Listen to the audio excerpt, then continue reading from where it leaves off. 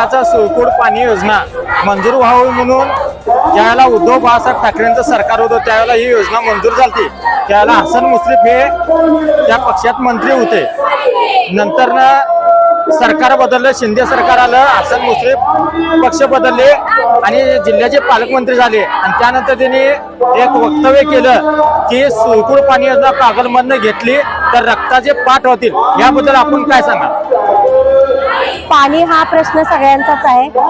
त्यांनी राजकीय याच्यातून ते व्यक्त केला असेल, पण आम्हाला एवढंच सांगायचं आहे, आमच्या सावित्रीच्या लेकी ह्या 4 जणी बसलेल्या आहेत उपोषणासाठी, त्या ह्या सगळ्या शहरवासियांच्या पाणी प्रश्नासाठी बसलेल्या आहेत। पाणी प्रश्न हा जिव्हाळ्याचा आहे।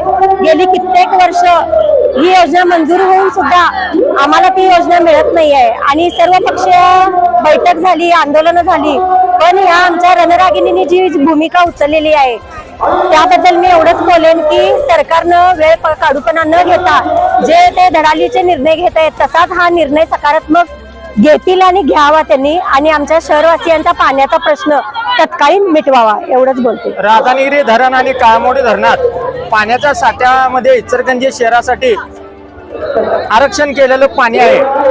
हे पाणी इचलकरंजी शहराला मिळू नये असं कागलचे आमदार पालकमंत्री मुश्रीफ साहेब ह्याला विरोध करत आहेत। एकीकडे राजकीय भाषा आणि एकीकडे समजून घेण्याची भाषा, याबद्दल तुम्ही काय सांगाल?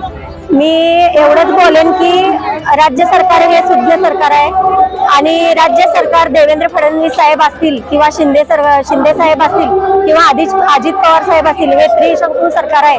ते लवकरात लवकर आपले पालकमंत्री माननीय मुश्रीफ साहेब यांची भेट घेऊन यावरती त्यांनी चांगला सकारात्मक तोडगा काढावा आणि हे जो वाद चालू आहे हा वाद लवकरात लवकर मिटवावा आणि मुश्रीफ साहेब सुद्धा त्याबद्दल सकारात्मक निर्णय घेतील असं आम्हाला वाटतंय, कारण की हा पाण्याचा प्रश्न आहे, हा कुठला राजकीय प्रश्न नाही आहे। त्यामुळं सरकार यावरती दक्ष राहून योग्य ते निर्णय घेऊन त्यांनी मुश्रीफ साहेबांना वेळोवेळी बोलवून बैठका घेऊन लवकरात लवकर हा निर्णय घेऊन आम्हाला योग्य ते न्याय द्यावा आणि आमच्या या 4 भगिनी बसल्या आहेत त्यांच्यासाठी पण त्यांनी लवकरात लवकर निर्णय घेऊन त्यांच्या प्रकृतीची काळजीचा विचार करून हा निर्णय त्यांनी सकारात्मक घ्यावा एवढंच बोलते। या ठिकाणी आपण पाहतोय की इचलकरंजी शहरातल्या सुळकूड पाणी योजना संदर्भात महिला वर्ग पुरुषाबरोबर महिला वर्ग अतिशय आक्रमक झाला आहे। जर भविष्यात हा प्रश्न निकालात नाही निघाला तर महिलांचं म्हणणं आहे की आम्ही मुश्रीफ साहेबांच्या घरावर मोर्चा काढू किंवा मंत्रालयावर मोर्चा काढू, पण इचलकरंजी शहराला हक्काचं पाणी मिळालं पाहिजे।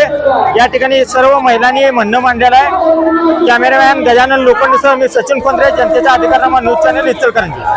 जनतेचा अधिकारनामा जाणीव हक्काची या न्यूज चॅनलला लाईक, शेअर व सबस्क्राईब करण्यास विसरू नका व सदैव रहा अपडेट।